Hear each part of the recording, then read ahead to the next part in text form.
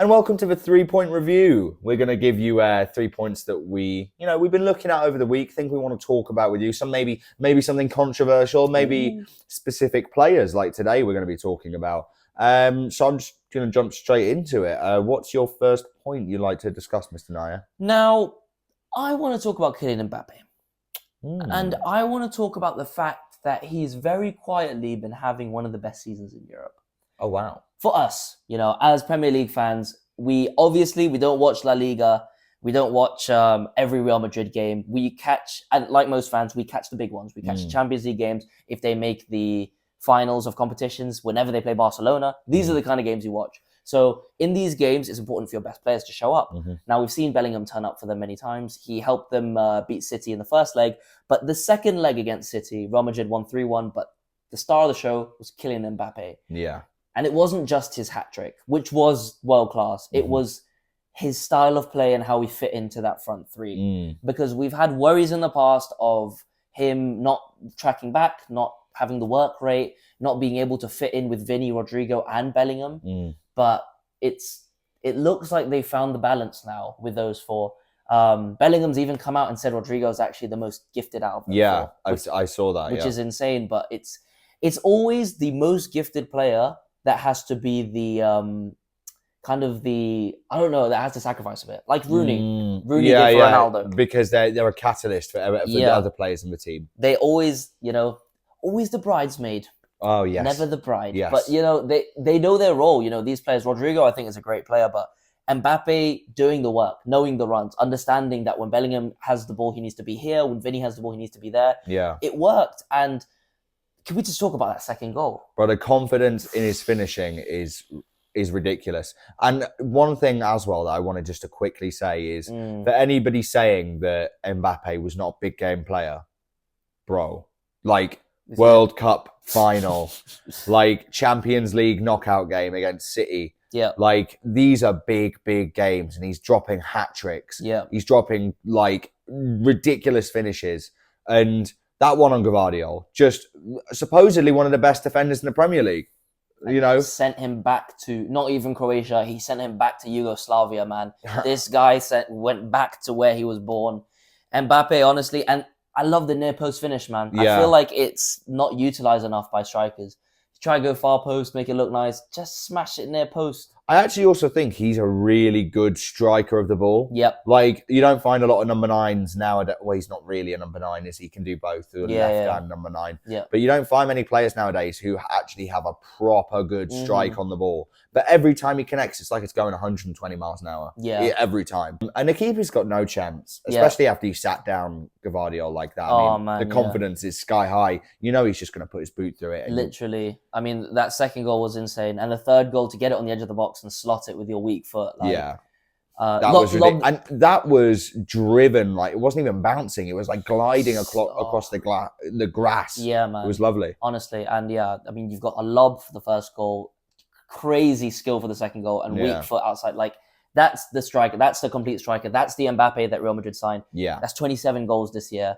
Jesus. And it's gone under the radar, honestly. I mean, Salah's got more goals. He's probably going to get the European golden shoe, but Mbappe will probably win the Champions League. Like, I think Real Madrid are still favourites to win that. And maybe that means my Ballon d'Or prediction is wrong and Mbappe will win. Yeah. Who knows? If he wins Champions League, there's no real argument for it. It's true. It's true. I mean, except for last year, because Rodri won it when Vinny won the Champions League. True. Robbed. Do you think so? I think it could have gone either way, to be honest. Wow. Cry more. Yep. Cry more, Vinny. Hold. I wanted to quickly talk about Liverpool. Liverpool. We've been giving you a lot of stick on here recently. Am I wrong? We have. And we're about to give you more. No, we're actually not. We're not. We're going to sing your praises for once. Yeah. Going away to the Etihad, where Newcastle, one of the most informed team in the league, just got pumped 4-0. Showed that City still had the potential to beat any team at home. They look like the old City. Savinho looked amazing. What's his name? The other new signing, Gonzalez or whatever his name. Oh, is. yeah. He was good.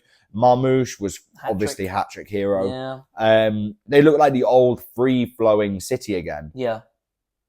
But today, Mm. Liverpool just went there, soaked up that pressure, which honestly I think is what you have to do at the Etihad. Just soak it up, put 10 men behind the ball, and then when they blitz, they blitzed. Yeah, man. And the level of just attacking confidence that that team has. Yeah. Think of some of the attackers they've got in there. They've got the best right winger in the world. Yeah. Right. They've got Szoboszlai, who you can just quickly mention Szoboszlai right now. My player to watch this year, honestly, in a game against City, pretty much sealing the title. You've got a goal and an assist.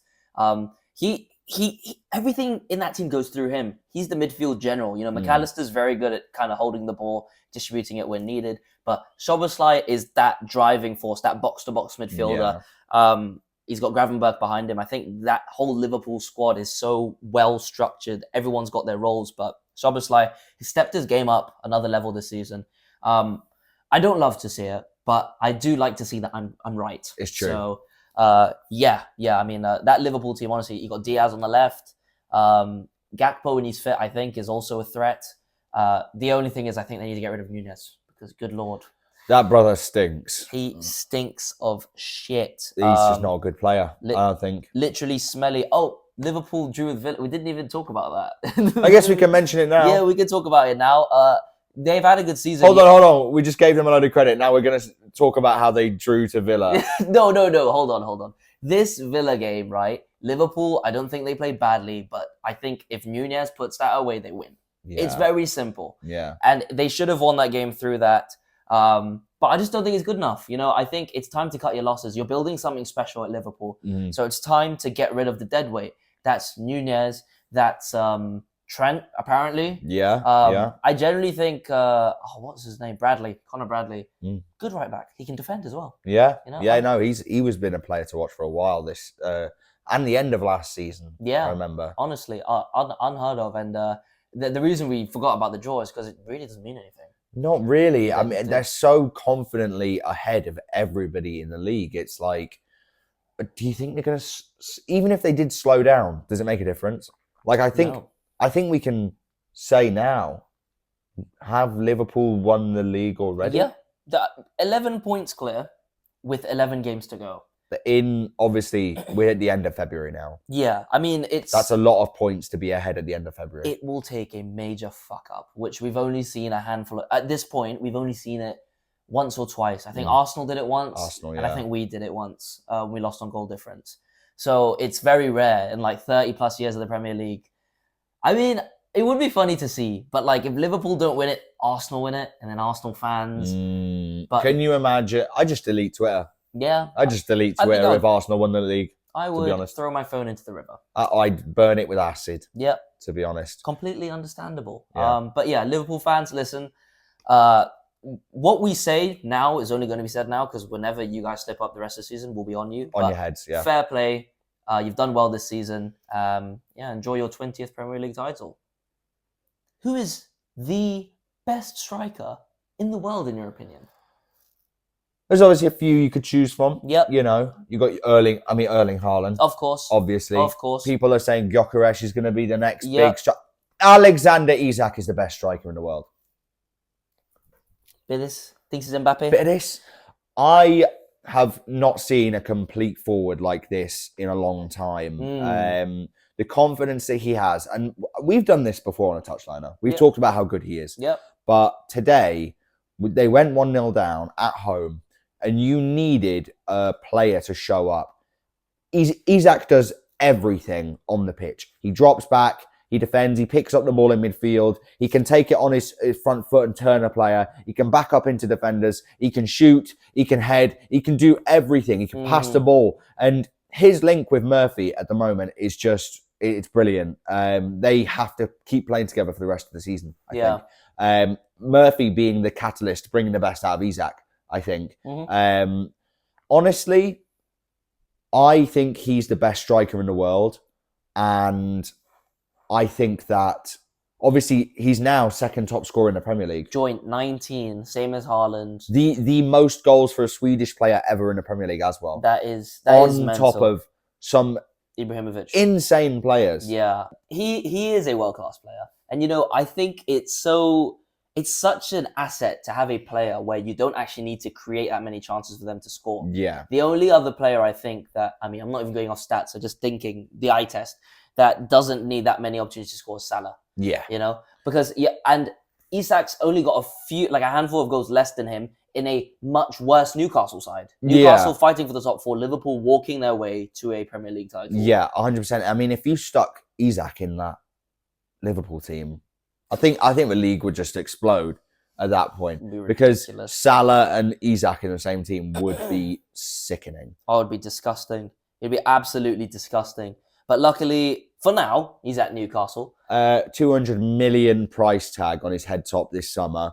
He's came out and said that, listen, we don't listen to rumours. I'm very happy here. It makes me laugh listening to those things. There we go. I don't think he's going anywhere for a while, guys. Arsenal, you guys can calm down, because I don't even think he knows who you guys are at this point. I don't even think he knows where in the UK you are. It's gonna take a lot to get him to go there. He enjoys dunking on Arsenal quite a lot. Yeah, it's true. So yeah, I mean, obviously, if they come in with 150 to 200, it'll be hard to turn down. But I don't think they will. I don't think they can. I don't think you can get rid of him, because who in the world could you? Literally, he is one of the, if not the best player in the world in his position right now in current form. It's true. So if you sell him for 150 million, who do you buy?